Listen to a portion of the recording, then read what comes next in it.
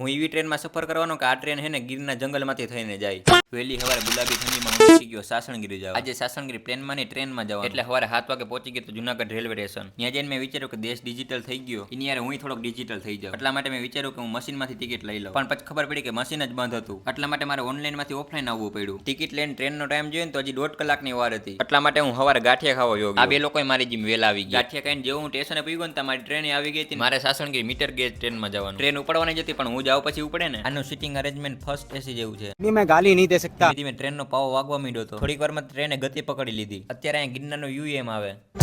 એક ભાઈ ભર બપોરે ખેતરનું નિરીક્ષણ કરતો હતો. જુનાગઢ થી 1.5 કલાકમાં પહોંચી ગયા હતા વિસાવદર. ત્યાં અમને રસ્તામાં બીજી ટ્રેન મળી. પહોંચી ગયા હતા વિસાવદર રેલવે સ્ટેશને. વિસાવદર થઈ એક નદી પાર કરીને પહોંચી ગયા હતા ગીરમાં. ધીમે ધીમે જંગલ આવવાનું ચાલુ થઈ ગયું. જંગલમાં ટ્રેનની ગતિ ધીમી પડી ગઈ હતી, કેમ કે વન્યજીવની અવરજવર હોય ને. થોડીક વાર થયો ને તો જંગલમાં ટ્રેન ઊભી રહી. વચમાં એક સ્ટેશન આવ્યું. આ ભાઈ બારી તોડીને બહાર નીકળી ગયા હતા. એ પણ ભેંસને જોવા. ધીમે ધીમે ટ્રેન હાલતી થઈ ગઈ હતી.